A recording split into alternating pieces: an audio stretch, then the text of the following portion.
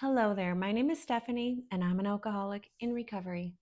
It's been 4.5 years since I've tasted alcohol, and it's by the grace and genius of the program of Alcoholics Anonymous that this atheist was able to get sober and stay off of alcohol.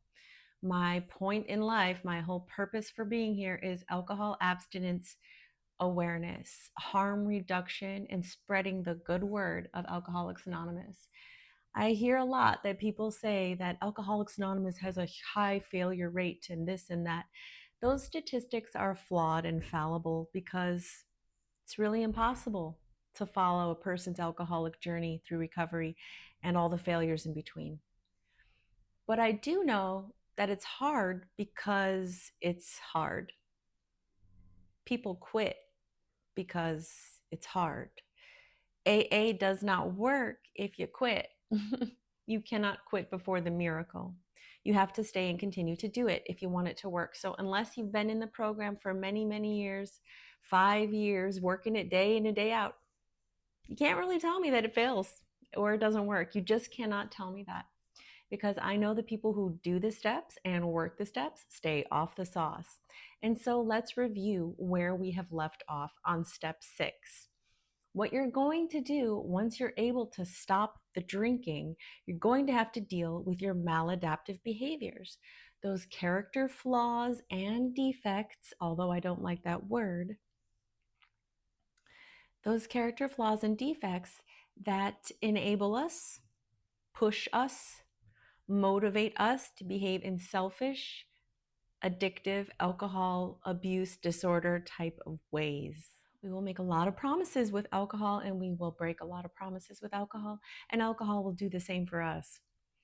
So, in your daily life, what you are going to be doing to stay off the sauce is you're going to be addressing those very things that stand in your way of becoming your best self. So, basically, we're already through step 1 through 3 on any given day. We know we are powerless over alcohol, and it's going to take something bigger than us, even if it's just a group of drunks, GOD, people in AA, to get us to stay off the alcohol. It's pretty easy to stop drinking. It's hard to stay off the alcohol because life throws a million curveballs, a bunch of great reasons just to kick back and have that one drink. But you and I both know it's never one, is it? It might be one for 1 or 2 nights in a row while you're hanging on for that third night where you can say, I just had one the last couple of nights. So now I deserve more. I know how it works. So let's review. At step 4, 5, and 6, these are things you're going to do every single day as well. Step 4 is basically that chart that we worked on every single day. If you have something angry come up, something sad come up, you think, do I have a resentment or a grudge? And you bring out your little chart. You make a chart or you bring out a chart. You have a chart ready and you break it down. I often can just do this in my head now because I have internalized these steps and the practices to enable AA to work in my life on a daily fashion. So I put down what my resentment or grudge is, what the cause is, so who I'm mad at, what they're doing that makes me mad, how that affects me, what that looks like in my life. Like, does it make me upset? Does it make me overeat, undereat, oversleep, undersleep? Right? Does it make me drink? My role in that, what role do I play? I decide to, yes, do this. I decide to this. Oftentimes, your role is the rumination of the negativity, the thinking over and over, that self talk, that bad stuff. That's what we're trying to reprogram here. And then your solution. So, your role and then your solution. So, your resentment, your cause, how it affects you, your role, and your solution. This is your step 4. You're going to do it every day. You're not going to need to do it every day unless something comes up that's causing you discontentment, dis-ease. Dis-ease is disease. Okay. So, if you're ever feeling dis-ease, that's your disease. And we all deal with that dis-ease in different manners. So step 5 on a daily basis is you're just going to confessional. Step 5 will be your confessional on a daily. You'll find your partner, a bestie, a sponsor, a meeting. your priest, it doesn't really matter as long as you trust them. Step 5 is your daily confessional. If you have nothing to confess, you're fine. And then step 6 are your liabilities and assets, your character defects and your character strengths. And so I have written down a few of my liabilities and assets just to show you on any given day what maybe was my challenge and what maybe was my strength. And as I do 4, 5, and 6 on any given day to manage my way through stressors, I find that I don't drink. I don't want to drink. In fact, I face my problems head on with a logical, clear approach to find a solution. And it withers away very quickly and steadily at that need to drink something away, because you and I both know we drink at things, we drink at people, we drink at circumstance, and guess what? We're the only ones who ever get hurt, right? He broke up with me, I'm gonna drink over it, and then I'm in bed for 2 days, right? Yeah, that's the lie that alcohol tells us. We're gonna drink at somebody even though we both know that we're gonna be feeling that pain, not that person. So on any given day, I write down my liabilities and assets. And today I was impatient, I was judgmental, I was short with somebody I loved, I was rushed, I was sensitive, I was fearful, and I was disconnected from my body when I was under extreme emotional stress. Those were some of the things that I demonstrated as my character defects today. And I can look at them on paper, I can identify them, and that allows me to change them. If I can't admit it, I can't change it. I also wrote down my assets because I like to pat myself on the back because, duh, we need a gold star when we are deserving a gold star. I mean, I didn't drink today. It's been 4.5 years and I'm strong in my sobriety there. My assets today were I was loving, I had integrity, I was kind, giving, affectionate, creative, and again, sensitive. Notice how sensitive was on my liabilities list as well as my assets list, because sometimes some of our greatest strengths can be also our greatest weakness. And identifying these, putting name to them, talking about these, and then finding the solution ahead of time for the next time this comes up. Because these don't go away unless we say, hey, label them, and then we say, I can address you now because I know what you are. And that's it. That's 4, 5, and 6. So you've already gotten through half of the 12 steps in one day by just doing those very few things. These are working the steps. If an alcoholic is feeling overwhelmed, stressed, that desire to drink, we call a sponsor, we go to a meeting, we call a friend, we do 4, 5, and 6. These are the things we do so that we avoid the drinking later. 4, 5, and 6 are things we do, hopefully in cool moments if we can. We can do them when we're upset and help get our minds through things, but it's best to cool down first. My best and favorite is the go for a walk. Going for a walk is underrated, but when you're feeling those really hot moments, those very dysregulated moments, those overwhelming moments, the best thing to do is to identify your feelings. I am feeling overwhelmed. That way, anyone around you is not feeling blamed for your discontentment. And in saying, I am feeling overwhelmed, instead of lashing out and saying, you're hurting me, instead of saying that, instead of doing that and just acknowledging I am overwhelmed, you are now taking accountability for your feelings.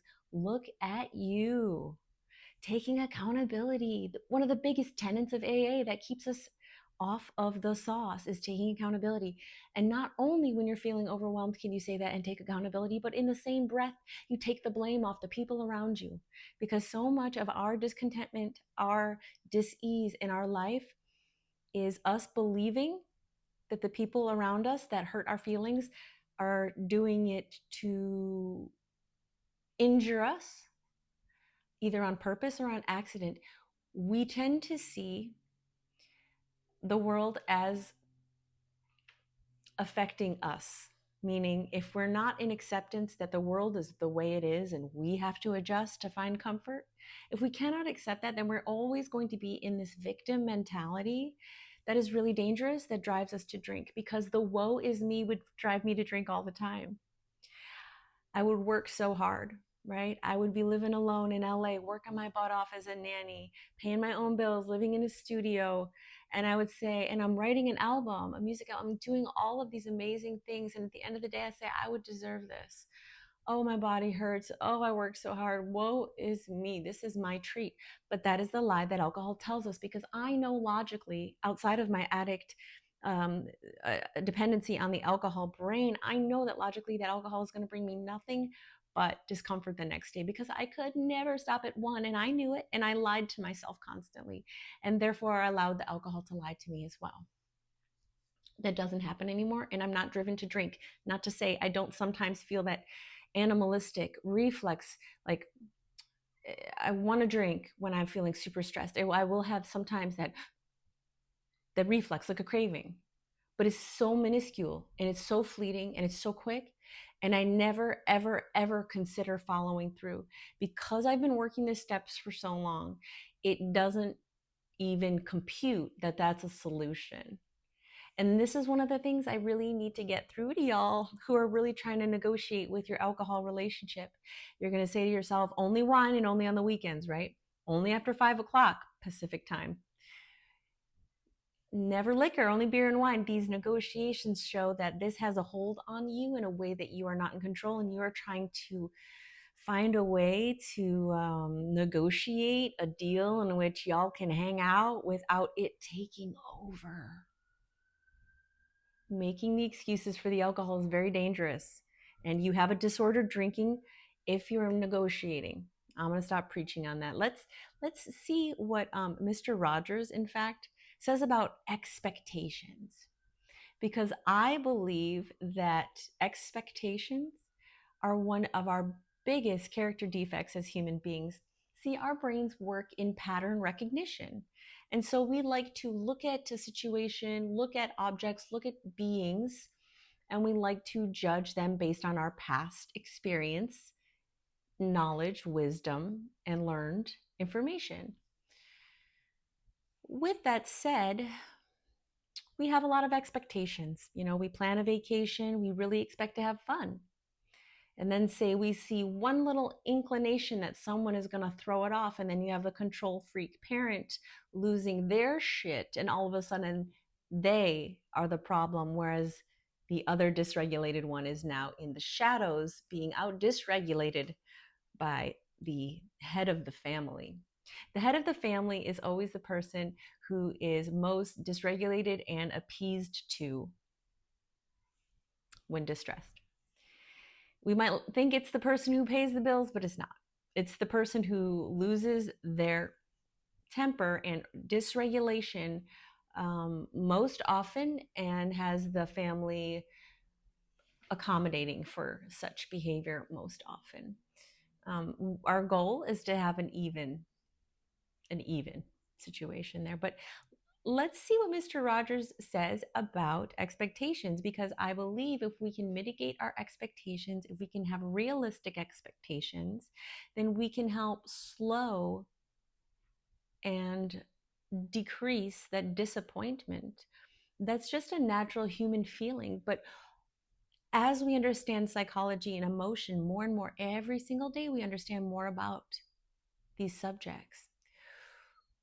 We can understand that we have such deep, beautiful, critical thinking, logic, forethought, and reasoning skills as alcohol-free humans and hard drug-free humans. We can be our self-soothers. We can be our own ethanol. We can be our own central nervous system soother when we have an expectation that is high. So instead of being super disappointed and drinking at that situation you got broken up with, so you drink at it because you're disappointed, you had expectations you were going to be together forever, and now that's off.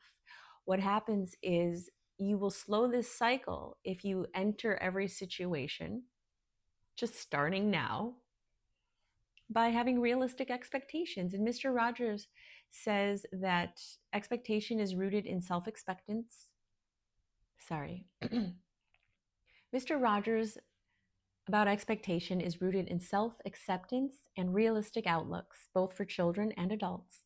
He often spoke about releasing unrealistic expectations placed upon ourselves and others, instead advocating for appreciating people as they are. Mr. Fred Rogers believed that a healthy person learns to accept and expect mistakes as a natural part of life. A person's character should not be judged by mistakes, but by how they recover from them. The most important learning is the ability to accept and expect mistakes and deal with the disappointments that they bring. Mr. Rogers goes on to talk about realistic expectations. What does that mean? That is something that you and I should deep dive into, because realistic expectations are hard to find in our society, aren't they? Let's start out with the filters, the dating apps, the standard of beauty that's highly unattainable for most people, most women especially. We plan vacations to only have fun, not to argue, not to get sick, not to have disagreements. But as we plan things and as we move through our day, the best way I find to mitigate unrealistic expectations is to kind of use that trauma brain skill that I have inherited from having complex post traumatic stress disorder, as well as post traumatic stress disorder. So, a trauma survivor will often look at a situation, and as soon as they realize it's fun or enjoyable, they will completely 180 and think of the absolute worst scenario that could happen right in that moment in order to destroy it all down, burn it all down, take it all down.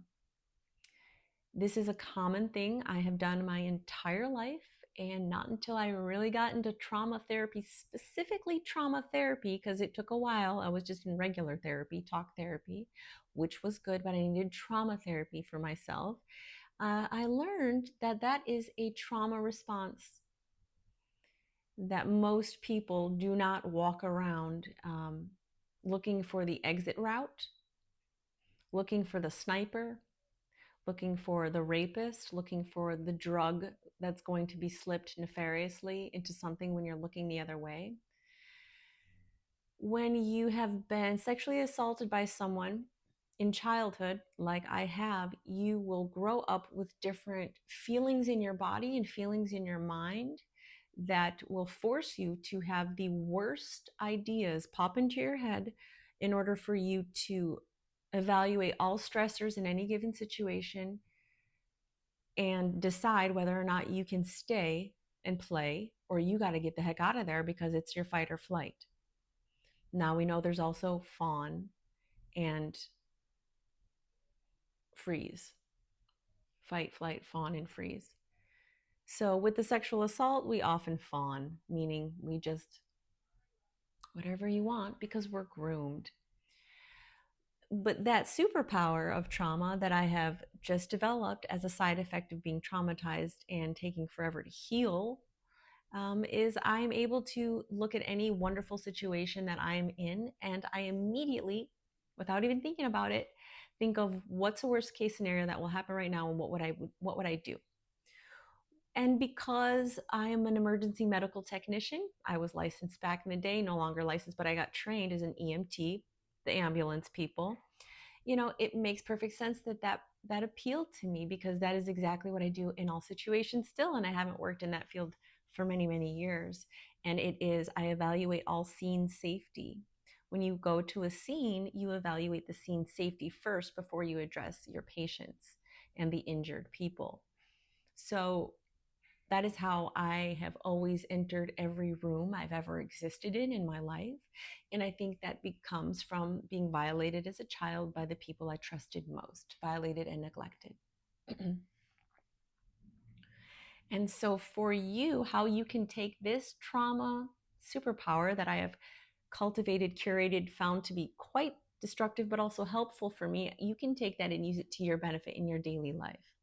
So, what I'm going to want you to do is, I'm going to want you, when you're looking forward to something, I'm going to want you to lay out, it's best to write it down, but you can just think about it too.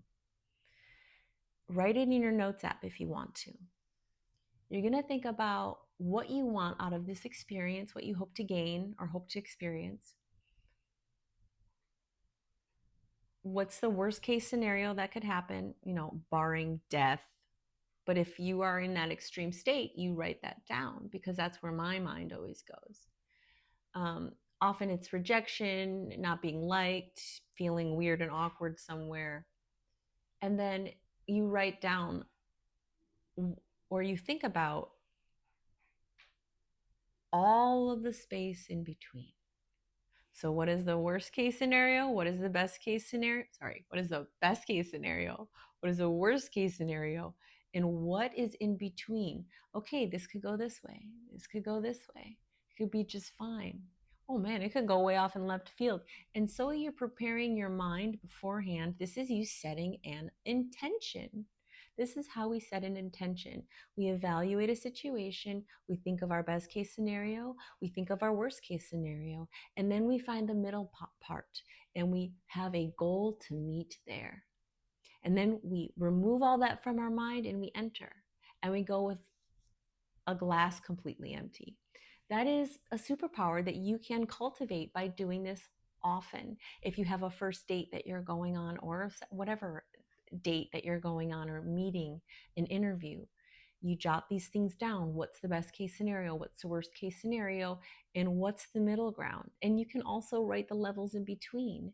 You know, best case scenario is you might become best friends with this person. You might find your spouse.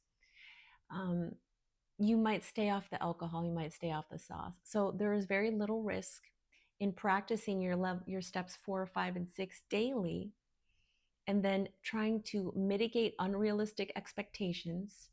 Think of the unrealistic, think of the realistic, and then plan for right in the middle. Doing this daily, I find that you will start removing and shedding the feelings of shame, the feelings of grief, the feelings of what if, the feelings of I need to punish myself. Because when you do these things, you sit down, you literally take your body, the action of being, moving, and sitting, and taking pen and paper, or opening your phone to that one and typing the thing. You are building confidence. You're putting bricks of love back into your soul and your heart. That stuff that the alcohol has stolen from you. And you can't tell me that it doesn't. If you are a daily drinker, I can't have you stopping alcohol by yourself. You need medical intervention with that. You need medication. So once you get off of your alcohol, if you're not a daily drinker and you just haven't had any in 24 hours, good. Great for you. Now you have the next second, the next 5 minutes to do it again, to choose you, to choose happiness. Yeah, it's not a quick fix. Yeah, it's not a quick fix.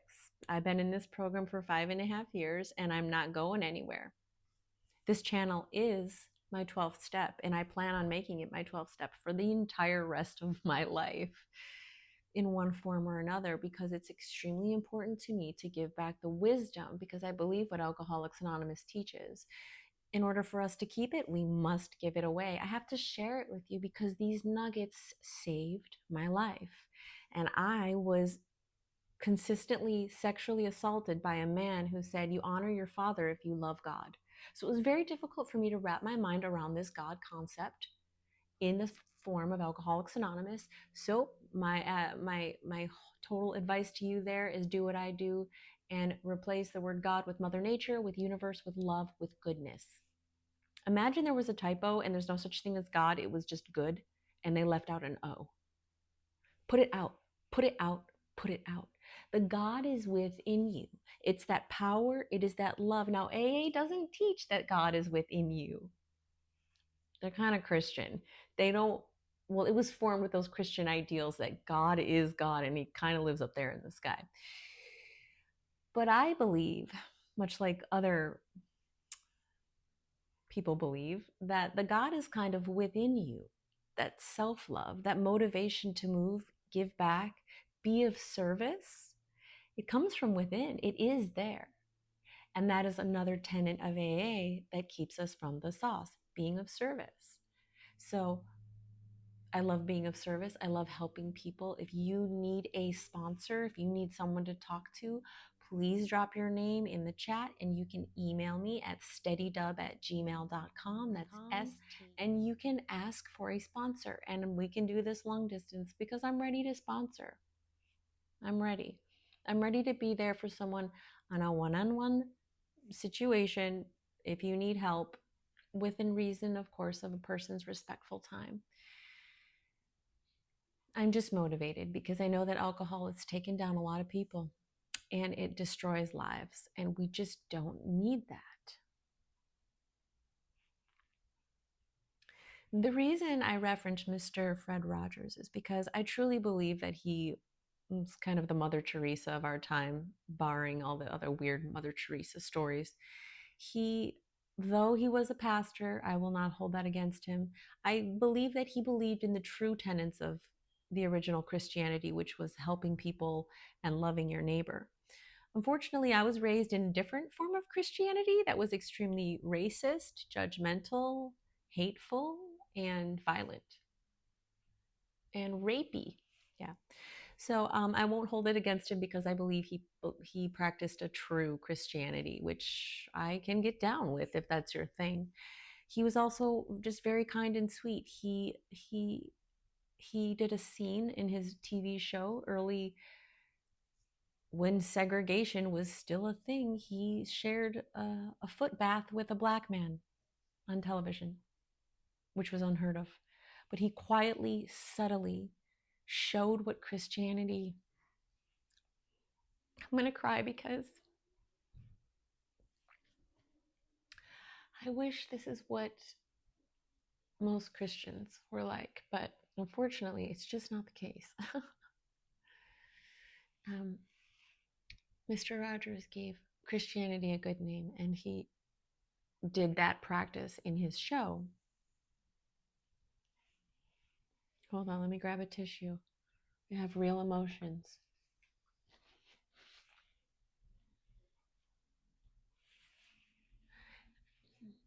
Well, when my parents were busy taking care of themselves instead of us, Mr. Rogers was raising me on television. He was talking to me through the screen and teaching me the things I needed to learn while my father was spewing racist dogma and touching me in a wife type of way, even though I was his daughter. When you enter anything in the next couple days that you're really looking forward to or you're really worried about, I want you to approach it with this idea of what's the worst case scenario? All right, let me imagine that. What would I do? Write it down. What's the best case scenario? What would it look like? What would I do? Write it down. And what's your middle ground? What is that going to look like? So we can start approaching things with intention. Because when you do that, it's much more difficult to get diverted. There was a time when I went to some music conference here in LA. I didn't spend any of the day at the conference. I ended up getting a drink with some guy who was very convincing, and I ended up in his hotel room. Nothing happened, but I wasted my money at the convention because I was just drinking in this hotel room with this random two guys who were like making me all these promises about the music business. Because when I'm not sticking to my motivations, my intentions, my goals for any given day, I am much more easily tempted by the things that can get me off track and into trouble. That was years ago. With that said, I will find more on Mr. Fred Rogers and what he believes and what he liked to teach, because I think if we live all a little bit more like Mr. Fred Rogers, the world would be a better place. So let's see what else Mr. Rogers says. Mr. Rogers says that I don't think anyone can grow unless they're loved exactly as they are now, appreciated for what they are rather than what they will be. And isn't that profound? Because so many times we have potential in mind when we become romantic, involved with someone, or meet a friend, and that's all built in expectation. And when we enter a situation with just an openness to experience whatever comes our way, good or bad, without preconceived notions, then we can actually be present. So when you are approaching a situation with intentions and you're writing things down and you're getting your head ready, once you do that, that's your homework. It's done. Now you put that out of your mind as you enter your next situation. You put that out of your mind. It's done. Once you do your homework, you're not having to always consciously draw upon these things. You've done the work and you've internalized that mentally, what that means for you. And you might think of it as you're approaching your situation, but just know you're doing your homework and it's getting things done behind the scenes before you go out and you do your social life. So that's why we sit down, we write down these things, and this is what working the steps is. And I'm only repeating myself because I really need people to understand that AA works if you work the program. Working the program requires homework. Okay. If we're going to stay in shape physically, we can't just go to the gym for 6 months or say we're going to live 75 years on this earth, right? And I say, I only want to go to the gym for the middle 20 years of my life, but I want to be in shape my whole life. Does that work? No, that doesn't work. If you want to maintain mental fitness, spiritual fitness, what is spirituality? It's that feeling in your heart that says you're okay. That's it. If you have a feeling in your heart that says you're not okay, things are not okay, then you have a spiritual weakness, a spiritual hunger that needs to be fed. And this is how we do it. We look into you. Who are you? What drives you? What motivates you? We sit down, we talk about it, we exculpt from it, exculp, there's a word there. We extract from it ideas about who we are so we can understand ourselves. And in this understanding comes a deeper control and ability to say no to the sauce when it's coming your way. I promise you. It's just facts. This is the work. So, in order to maintain that abstinence from alcohol, we need to continue to look inward and see what we need to work on inside in order for the world to be a little less harsh for us. I cannot change the entire world. I can change a little bit based on the person I choose to be today. Right? If I yell at everybody and yell at them to be nice to me, am I going to get them to be nice to me? No. They're not going to be nice to me if I yell at them to convince them to be nice to me. No, I actually have to embody niceness, kindness, and I have to show it. So I have to practice it. I have to model it. And this is what you are doing when you're labeling your maladaptive behaviors, you're coming to terms with them, you're finding your role in the solution. And now you are in the driver's seat of those impulses. Those impulses no longer control you because you are unpacking the user's manual that is you. You are discovering you in this homework. All your tics, all your things, and with age and with that clarity of mind, there might be other substances in your life. I am talking about alcohol specifically. Once you have that out of your mind and are able to go to paper, to look at yourself honestly and apologize to those who need an apology, that desire to drink and burn it all down, it just falls away slowly but surely. So this is your homework, your 4, 5, and 6. It's pretty simple. If you need a friend, if you need a sponsor, please drop into my email at steadydub@gmail.com and I'll try my best to help you. I have a big book to send you if you want one. And it's a sparse group. I'm yelling into the void right now. But wherever and whenever this video meets you, that invitation still stands. I care about you because you are me. I get that. I totally understand that drive. But today you don't have to drink. Thank you for helping save my life today by killing this time with me. I have some rose hips and hibiscus tea. It's delicious. I make sure and keep those things around me, those creature comforts that help me be me and feel good. I'm trying my best to set myself up for success, and that includes a strong routine. That includes the grooming, that extra grooming, making your dental appointments, getting up on those doctor's visits, those things that we put to the wayside and we let go lax when we're doing our alcohol abuse or alcohol disorder drinking. That's what's going to fill your time, this homework and catching up on self-care. So until next time, I really want you to work on your 4, 5, 6. If you could drop in the comments, I don't know. What can you drop in the comments? Let me think about it. Yes, drop in the comments your favorite Halloween costume and whatever you're going to be this year. So, my favorite Halloween costume is my Mary Poppins costume. I will put that image in here. And the costume that I will be this year is an inflatable, and I will show you after the Halloween has happened because I'm inspired by inflatables this year. Oh, yes, I went to the No Kings protest on a Saturday. It was wonderful, it was peaceful, it was delicious. And then today I got my COVID vaccination booster and my flu vaccine because I believe in science, because it's always worked for me.